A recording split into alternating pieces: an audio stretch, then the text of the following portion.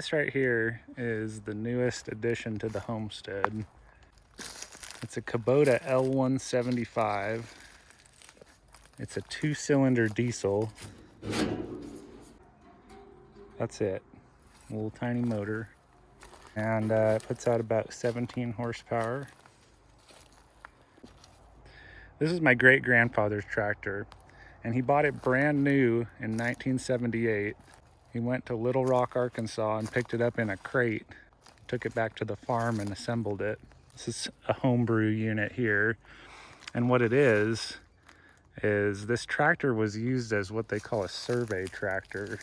Basically what they used it for was surveying out the land so they could plan out rice levees. So I guess the story was at one point this pole was planned on being used as the survey rod. As you can see, it's got gradations cut in it for every inch. But at some point in time, they just grabbed a standard survey rod. That slid down in there like that, or something like that. And basically how it would work is my great-grandfather and my grandfather would drive this thing through the field, and there would be somebody sitting on the edge of the field with a level, and I guess there was a CB radio mounted to it. You know, the person on the level could dictate to the person on the tractor, you know, you need to go higher or lower, and based on that they could make rice levees that were perfectly level. That's what it was used for pretty exclusively. It was also a little garden tractor, you know, so they could plant their vegetable garden and feed the family.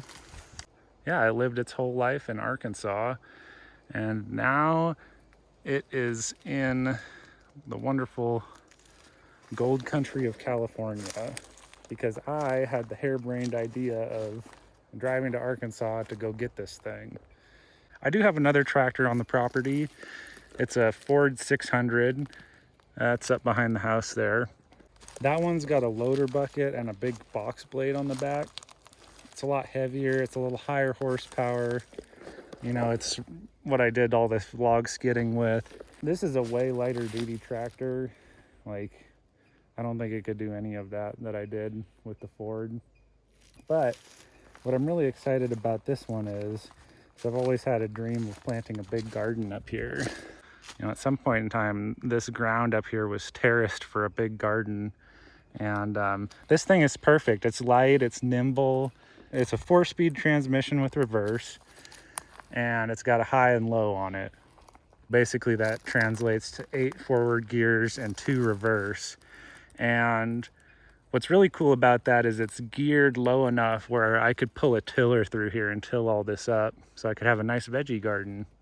The other thing that I'm stoked about it for is one of the biggest chores that we have up here in springtime, since we live in the woods, real high fire-prone area, is we got to rake. We got to rake all the leaves up. We got to clean the house up. We got to get anything flammable clean.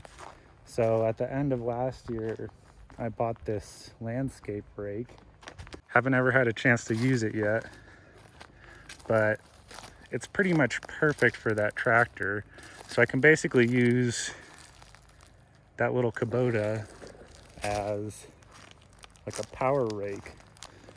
But the first job for this thing is I need to clear out a home for this car trailer that I bought in Arkansas. Here it is right here. It's a nice 10,000 pound 20-foot trailer. It was way overkill for what I needed for the Kubota, but I've always wanted a big car trailer, so I got one. And it was Arkansas, so prices are quite a bit cheaper than California. So in this video, we'll be hooking up the snowmobile, towing it down into the forest, towing the boat down into the forest, and then seeing if we can tow that trailer up here with that tractor. First things first, I gotta take the mower off the back of that thing. And also on the drive out here, we went through some weather, and it seems as if the throttle got a little bit sticky on it, like the throttle's not returning. So I'm gonna walk back down to the tractor here. I'm gonna squirt some PB Blaster on all the linkages for the throttle. We'll take the mower off. We'll hook up this little 3-point hitch that you know has a 2-inch receiver hitch in it, and we'll start moving trailers around. All right, let's do it. So like I said, the throttle got a little bit sticky on it, and believe it or not, this is the gas pedal here. You can also run it by pulling this back, but this is the little floor pedal here.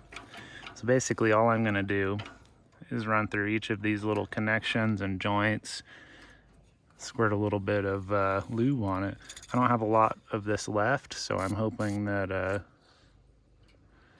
I'll have enough.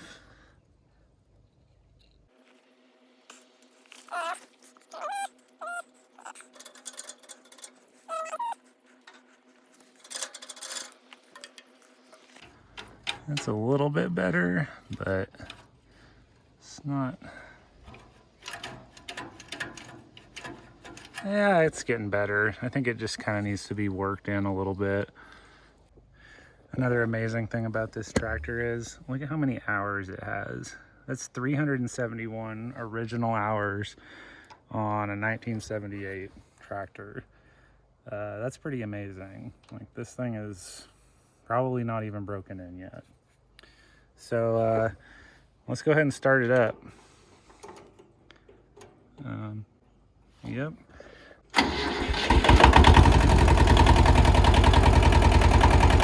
Oh, let's pick this up here and let's drive it over to the spot where I'm going to park that mower. Actually, you know what? We can stand to throw it in high gear. We'll go third and see how that does.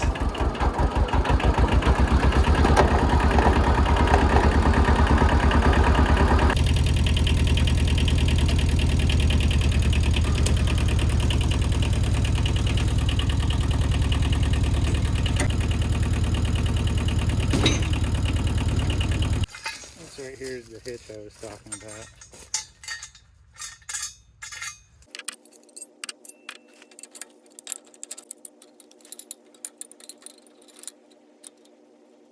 Yeah. All right, let's go get that snowmobile.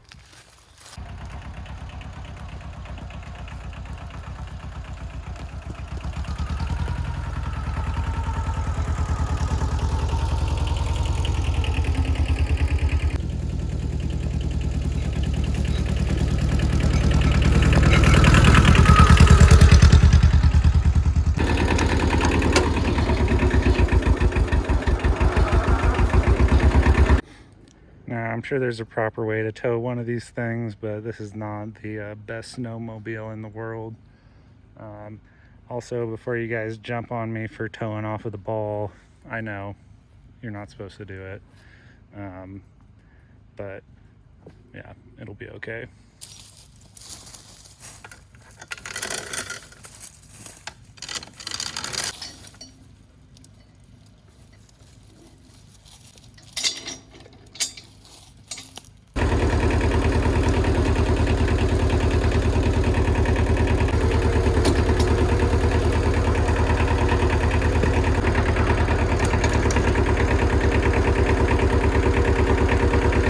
This is the first gear low, just cruising right now. All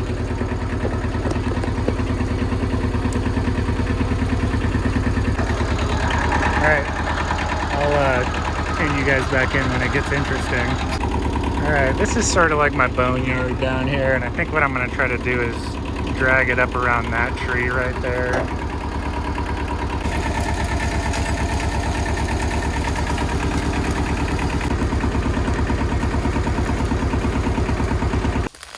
Yeah, it could be better, it could be worse. It's gonna be interesting getting that thing out of here now. All right, as much as I want to finish this project tonight, it's getting a little dark out, bugs are coming out, and I think I might save it for tomorrow. So we got the snowmobile pulled out, and then we'll do the boat. I need to clear a space out for the boat. It doesn't have a space yet. I'll do that. We'll pull the boat down, and then we'll clear this out and move that nice car trailer up here. All right. All right, so it's the following day, and we're gonna get that boat moved. This morning I got up and I was kind of checking on some things with the tractor, and I noticed the coolant was a little bit low.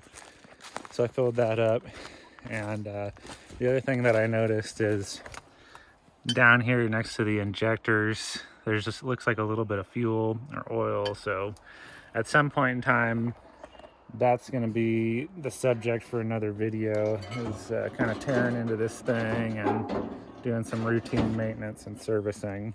But for now, we are going to move that boat and then move the car trailer in. So I'm going to get the hitch hooked up, and we'll go for it.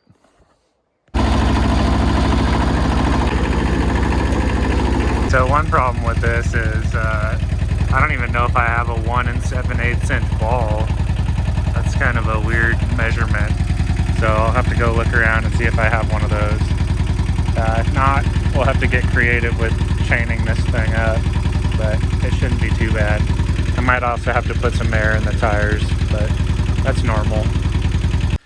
So this is a 2-inch ball, and we'll give this one a shot. If not, I might have to go borrow one from the neighbor.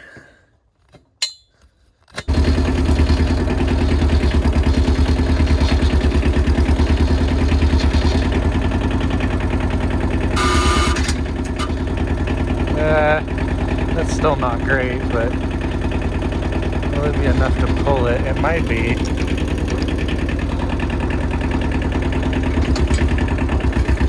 Yeah, I think it'll be okay.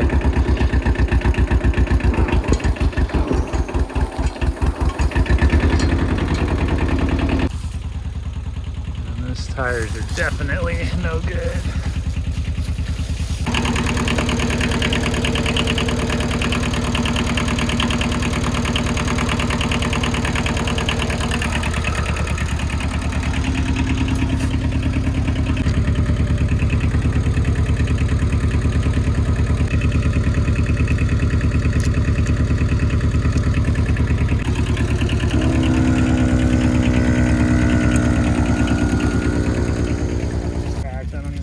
Take air.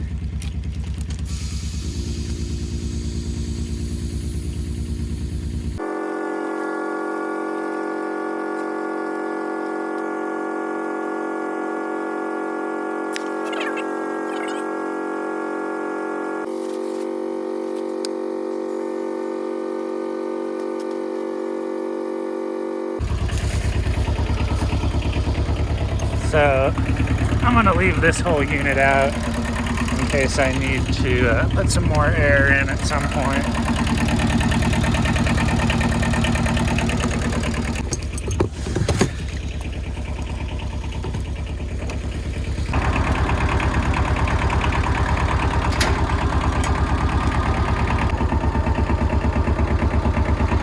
So this is a little bit sketchy because that ball's not the right size. So kind of just hoping it works out.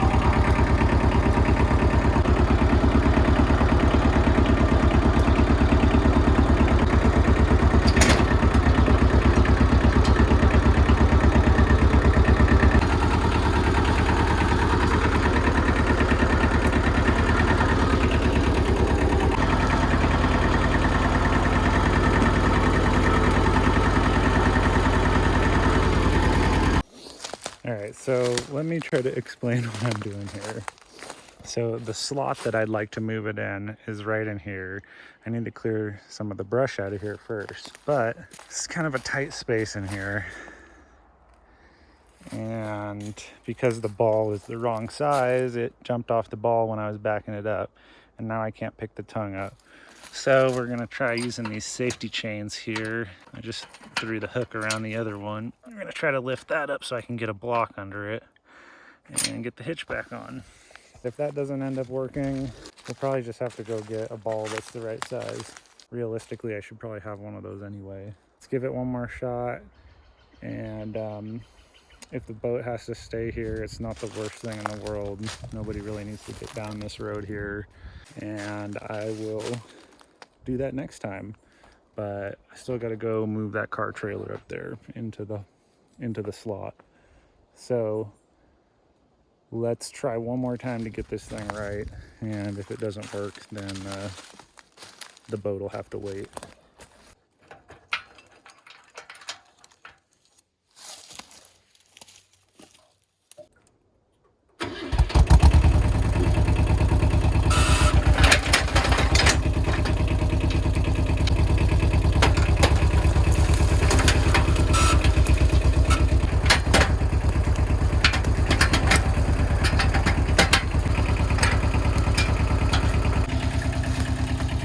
All right, so after thinking about this a little bit more, I am just gonna wait until next time to do this, until I have the right size ball. It's just gonna make my life a whole lot easier. So let's go grab the big trailer and park it. I forgot that I needed the bigger ball for this one.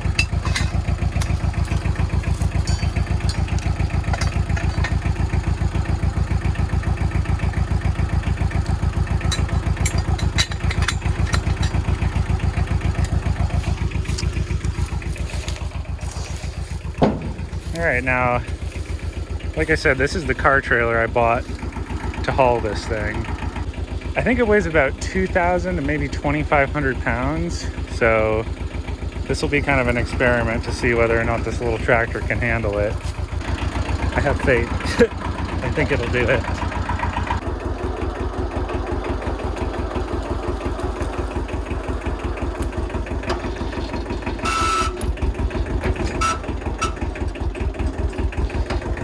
It's loading it down a little bit, but all right, let's see how it does in second gear.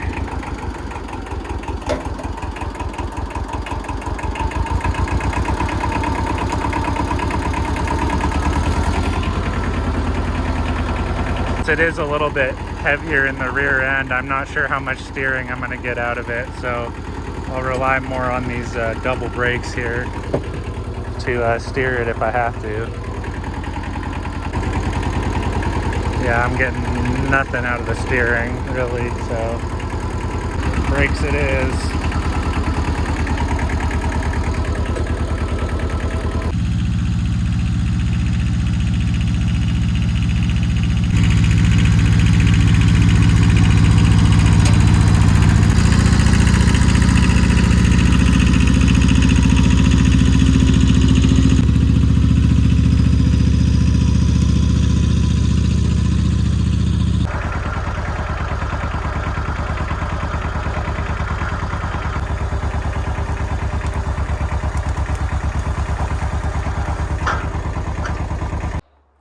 All right, so there it is. It's semi-permanent final resting home. It's in a good spot for me to pull in here and hook up to it and pull out, so I'm happy with it. We'll go ahead and get this thing unhooked and drive the tractor back down the hill, and I will have some parting words, and then yeah, that'll be it. So I didn't end up driving it back down the hill, like I said. I lied. Just parked it right next to the container here. This thing is cool. I think I'm going to get a lot of use out of it, and I'm really excited to have it. Like I said earlier, there is a fuel leak somewhere. So after having run it for, I don't know, a good 20-30 minutes, pulling those trailers around, you can definitely see the top of the, around the valve covers wet, around the injectors are wet. So that might be the subject of a future video. In fact, I probably need to just tear into this thing and kind of redo all of these items, because that feels real hot. This one doesn't feel like it's really, I don't know, I'm not convinced that it's actually not good at all. Well, there's lots of things to discover about a new piece of equipment, and this vehicle, this piece of equipment, is no different than any other. I'll definitely be taking care of it and trying to tune it up. What I was feeling here was this bottom radiator hose feels real tight, and it also is not hot, not nearly as hot as that. So it's like it's not, there's some sort of maybe a blockage in the radiator, or I don't know, in the block or something. Or yeah, maybe the thermostat is plugged or something. So anyway, lots of good future topics for future videos. If you guys want to see me play around with this thing more and kind of get it dialed in, you know what to do. Until next time, I'll see you guys. Thanks for watching.